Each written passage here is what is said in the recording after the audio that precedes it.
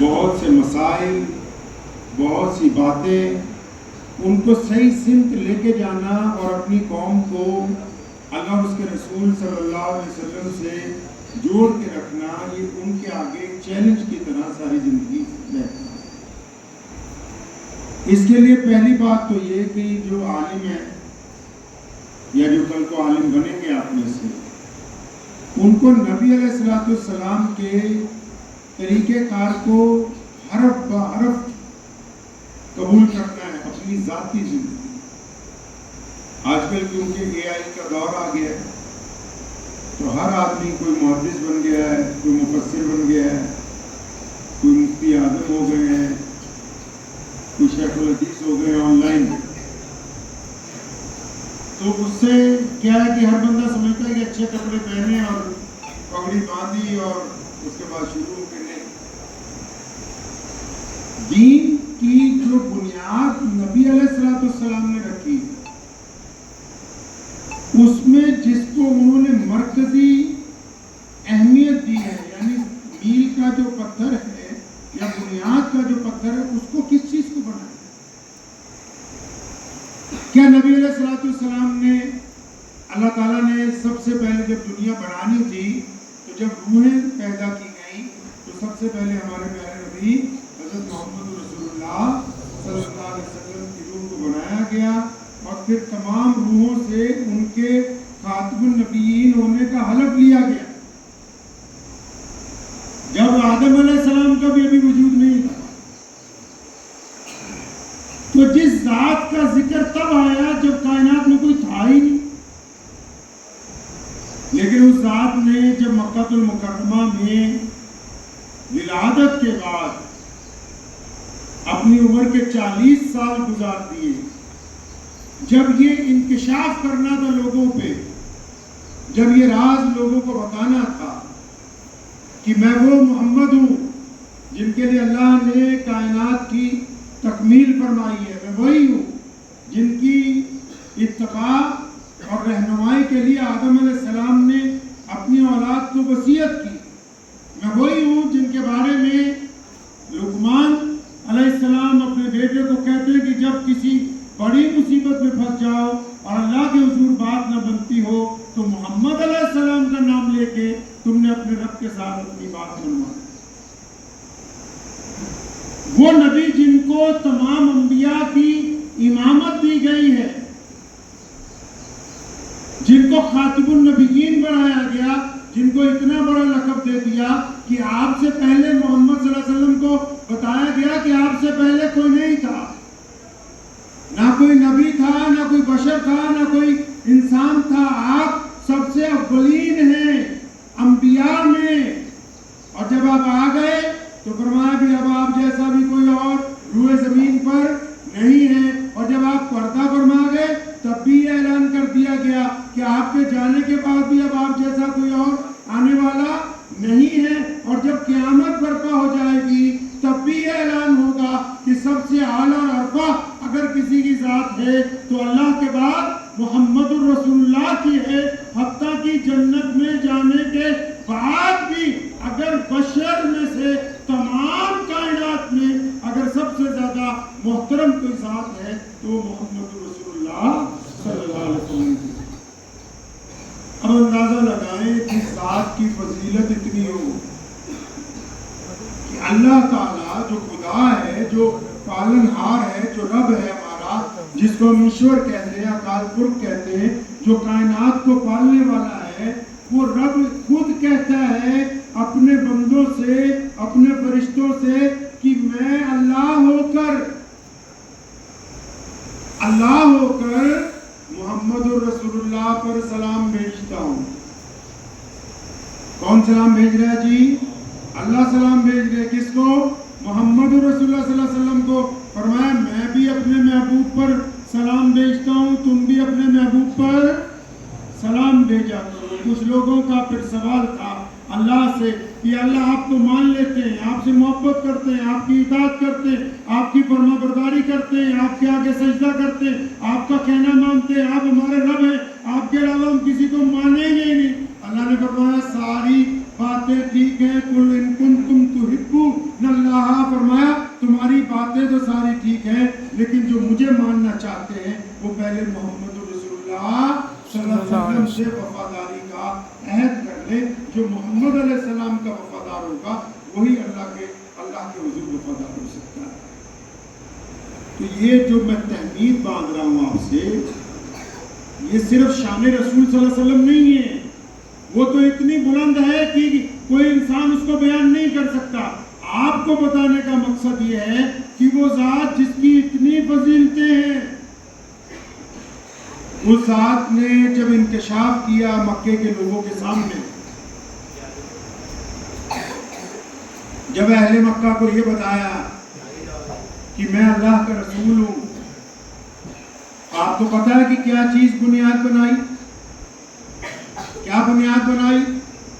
आप कह सकते थे ना कि मैं इब्राहिम अलैहिस्सलाम की औलाद में से हूँ, ये खाने काबा मेरे बापा ने बनाया है। वो नबी अलैहिस्सलाम के दादा नबी हैं। इब्राहिम अलैहिस्सलाम कौन है जी? नबी अलैहिस्सलाम के दादा। पढ़िए अल्लाहुम्मा सल्ली अला मुहम्मद कमा सल्लैता अला इब्राहीम व अला आलि इब्राहीम। हर एक नमाज में उनके बड़े दादा अब्बू का नाम लेना पड़ता है। वो कह सकते थे ना कि मैं इब्राहिम अलैहिस्सलाम की औलाद में से हूँ, ये खाना काबा हमारे बाप ने बनाया है। वो बता सकते थे कि मैं दुनिया में सबसे मोतबर हूँ, और वो कह भी देते तो तब भी लोग यकीन करते। लेकिन उन्होंने इनमें से किसी चीज को अपनी गुफ्तगू के लिए बुनियाद नहीं बनाया, बल्कि तमाम मक्के के लोगों को इकट्ठा किया और उनको एक मुख्तसर सा सवाल किया कि तुम्हारा मेरे बारे में क्या ख्याल है, तुम मुझको क्या समझते हो? मैंने 40 साल तुम्हारे दरमियान गुजारे हैं, मेरा किरदार के बारे में क्या कहते हो? अगर मैं ये कह दूं कि पीछे एक दुश्मन है वो आके हमला कर देगा, क्या यकीन कर लोगे? क्या तुम्हें मेरी इन बातों पर यकीन होगा? तो पूरे मक्के के वो लोग जो भी मुसलमान नहीं हुए थे, उनमें से कुछ लोग उठ के खड़े हुए कि मोहम्मद सल्लल्लाहु अलैहि वसल्लम आप तो इतने प्यारे हैं, आप इतने अच्छे हैं, आप इतने नरम दिल हैं कि आपने आज तक कभी एक लफ्ज भी झूठ का नहीं निकाला। आप अगर अब कहते कि पीछे दुश्मन है, हमें यकीन आ जाएगा। गरीब मिस्कीन उठे, ये प्यारी सूरत वाले मोहम्मद सल्लल्लाहु अलैहि वसल्लम, आप जैसा प्यारा कोई देखा नहीं, जो गरीबों को खाना खिलाता हो, जो मिस्कीनों की हमदर्दी करता हो, जो गुलामों पर रहम करता हो। आप तो सच्चे हैं, आप बात तो कीजिए। औरतें उठ के खड़ी हुई, ये मोहम्मद सल्लल्लाहु अलैहि वसल्लम आप जैसा कोई नहीं मक्के में जिसने बेटियों को इज्जत दी हो, आप ही हैं जो ये कहते हैं कि बेटी घर की इज्जत है। आप जो कहेंगे वो सच होगा, क्योंकि आज तक आपने किसी की तरफ आंख उठा के नहीं देखा। शर्मो हया का मुजस्सम आपकी ज़ाते गिरामी है। बड़े बड़े कारोबारी उठ के खड़े हुए, उन्होंने कहा कि हमने गुज़िश्ता 40 साल में कितनी मर्तबा कारोबार आपके साथ किया, कितनी मर्तबा आपके साथ उठे बैठे, लेकिन रब्बे काबा की कसम आपने कभी एक रत्ती आगे पीछे नहीं होने दी। हक वालों को उनका हक पहुंचाए। जब सब लोग गवाहियां देने लगे तो नबी अलैहिस्सलाम ने कहा, सुनो, अगर तुम मेरे किरदार की गवाही देते हो तो सुनो, तो फिर मैं तुम्हें अपने एक रब की तरफ बुलाता हूँ जिसकी तरफ से मुझे आखिरी नबी बनाकर भेजा गया है। मौलवियों, नबी अलैहिस्सलाम ने अपनी बुनियाद के अंदर जो पत्थर रखा दीन की, वो अल्लाह तबारक व तआला की तरफ से दी गई फजीलतें नहीं थी। उन्होंने अपने किरदार की बात सबसे पहले रखी कि आओ हमारे किरदार को देखो, और अगर तुम्हें लगता है और तुम्हें यकीन है कि इस जैसा किरदार कायनात में कोई नहीं, तो फिर आओ मेरे हाथ के ऊपर बैठ करके अल्लाह और उसके रसूल सल्लल्लाहु अलैहि वसल्लम के साथ पूछा।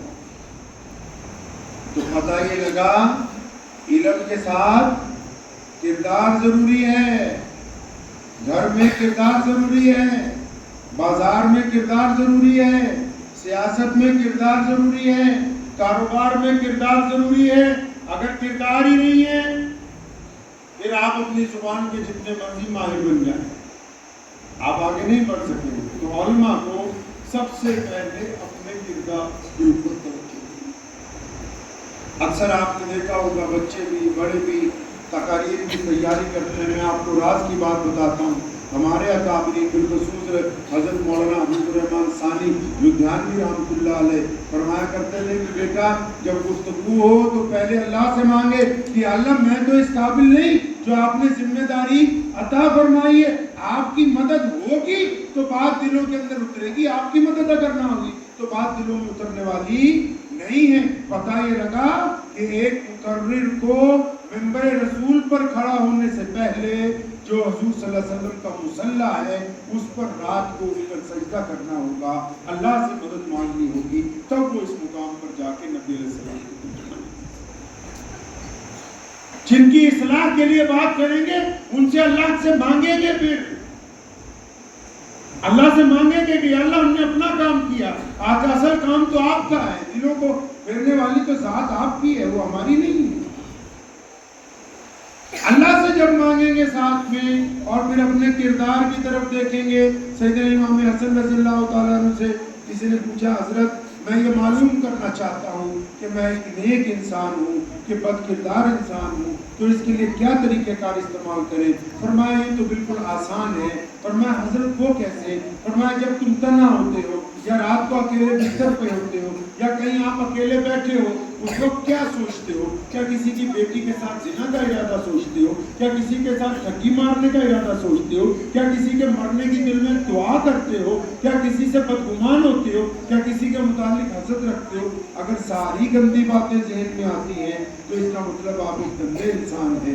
اور اگر تنہائی میں آپ کا دل اللہ کی طرف رجوع کرتا ہے، آپ درود شریف پڑھنے کی کوشش کرتے ہیں، آپ اپنی بہن کو جا کے کچھ ہدیہ دینے کا ارادہ رکھتے ہیں، آپ اپنے غریب پڑوسی کے منہ میں لقمہ ڈالنے کے ارادے سے سوچتے ہیں کہ مجھے اللہ کچھ دے تو میں اس کو بھی دوں گا، آپ لوگوں کو جوڑنے کے بارے میں سوچتے ہیں، آپ دوسروں کے گناہوں کو چھپانے کی ہمت رکھتے ہیں، اگر آپ کے ذہن میں اچھی باتیں آ رہی ہیں تو آپ اچھے انسان ہیں، اور اگر گندی باتیں آ رہی ہیں تو کپڑے پہن کے کوئی بندہ اچھا نہیں ہو سکتا، کیونکہ اللہ بندے کے دل کو دیکھتے ہیں، لباس کو نہیں دیکھتے ہیں۔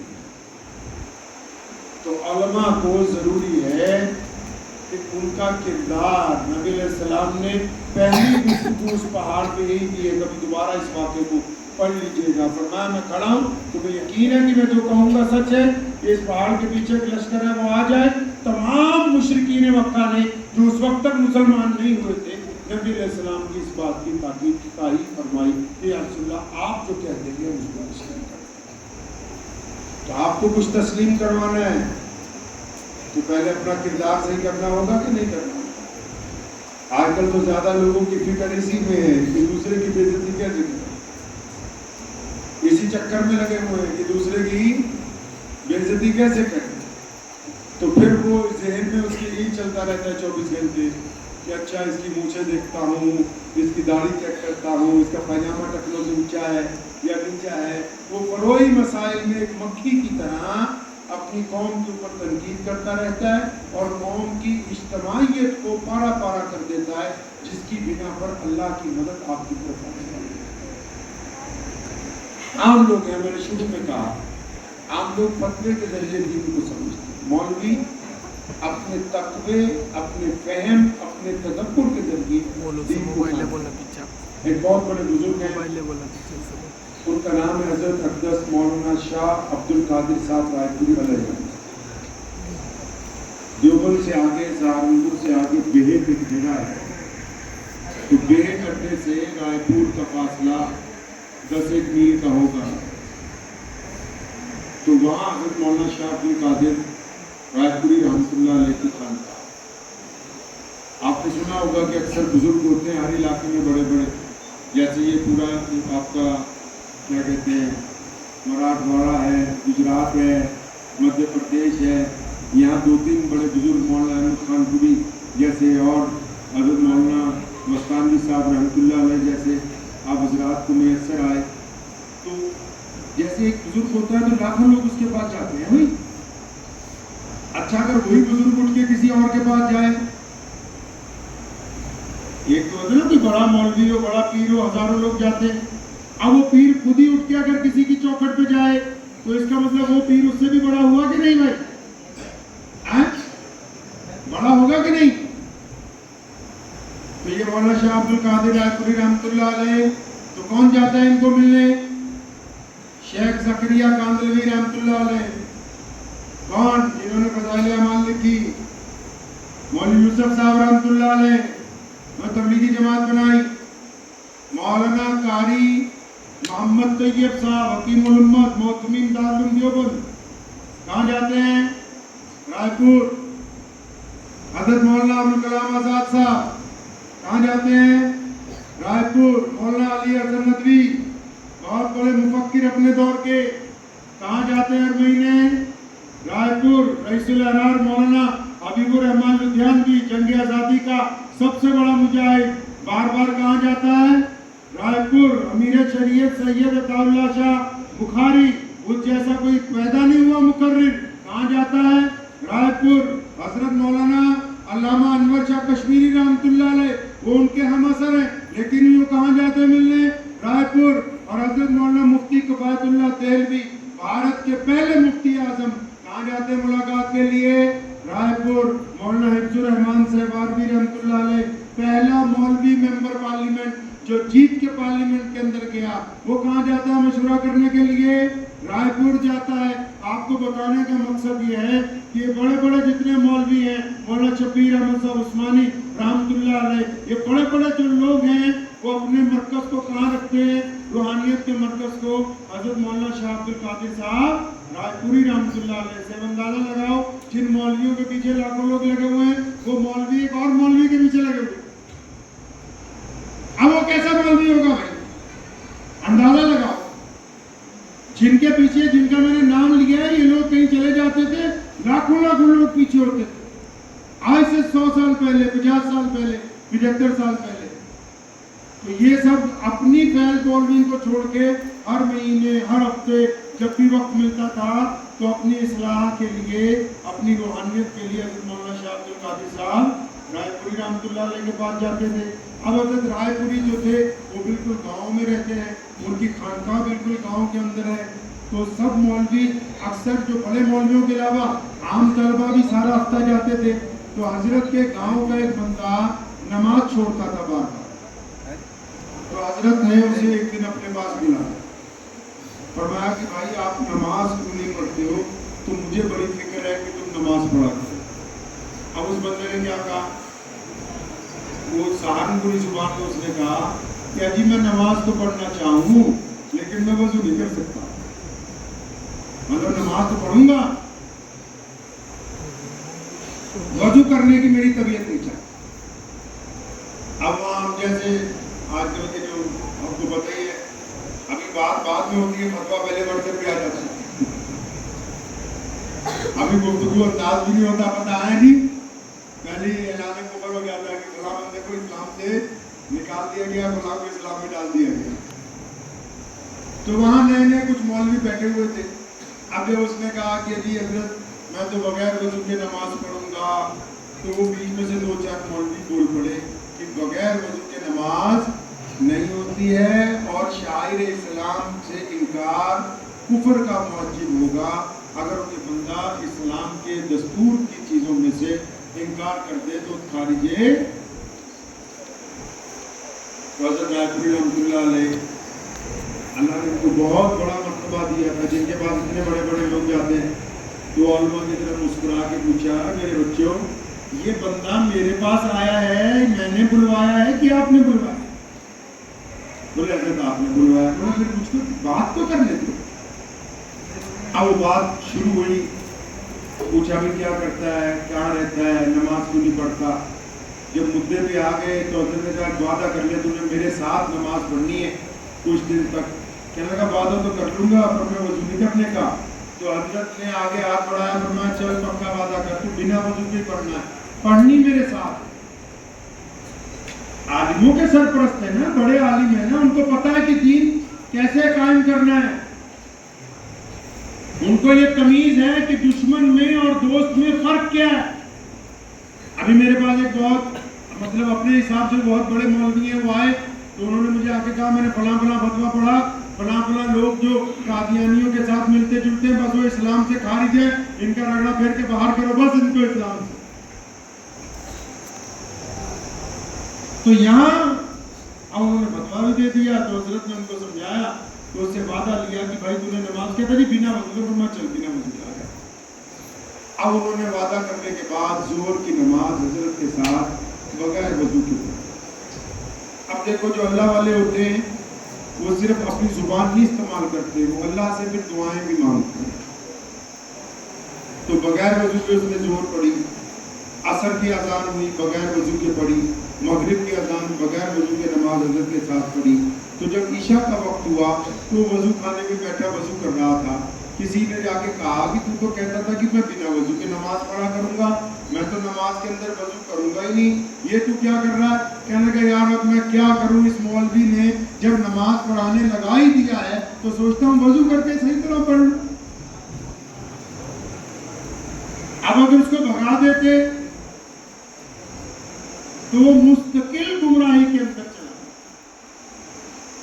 جب کوئی اپنا بگڑ جاتا ہے، جب کوئی جس طرح آپ کے جسم کا کوئی اعضاء اگر خراب ہو جاتا ہے تو کیا آپ اس اعضاء کو کاٹ کے جسم سے علیحدہ کرتے ہیں؟ آپ زندگی کے آخری سانس تک مکمل کوشش کرتے ہیں کہ اس جسم کے اس اعضاء کو کس دوائی کے ذریعے، کس ملہم کے ذریعے، کس طریقہ کار کے ذریعے، کس کی دعا کے ذریعے، کس کی ہدایت کے ذریعے ہم اپنے دوبارہ صحت مند طریقے کے ساتھ آگے لے کے آ جائیں. تو اس بات کو ذہن نشین کر لیں. ختم نبوت کا محاذ ہو، دین کا محاذ ہو، لوگوں کو ہمیشہ ہم نے دو زمروں میں دیکھا ہے. جو ہم میں سے متاثر ہو گئے ہیں، جن کو تکلیف ہو گئی ہے، ان کو حکمت کے ذریعے، محبت کے ذریعے، تعلقات کے ذریعے، عمل کے ذریعے، کردار کے ذریعے واپس اسلام کے ساتھ لے کے آئیں گے. لیکن جو اپنے دشمن ہیں، جن کا شروع سے ہی ہم سے کوئی تعلق نہیں رہا، اگر وہ یہ سمجھتے ہو کہ یہ ہمارے ساتھ نرمی کریں گے یا ہماری کسی بات کا جواب دینے کے اہل نہیں ہے، تو یہ ان کی غلط فہمی ہے.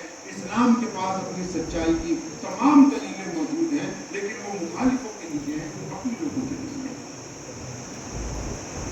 تو ذہن نشین کریں، نبی علیہ السلام جن کے آپ وارث ہیں، ان کے پاس ایک بڑے قبیلے کا سردار آیا.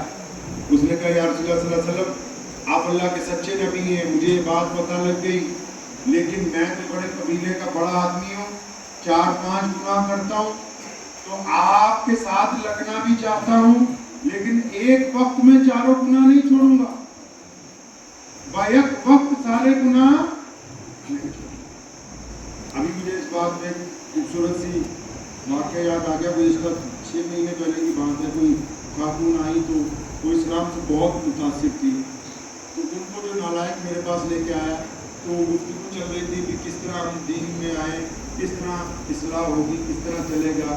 تو اس کو کہنے لگا سن، اگر میرا برقع نہیں نہ بہتر بھی ابتدا بھی ابھی تو ان کو دین کا الف بے بھی نہیں پتہ لگا، نہیں سمجھے.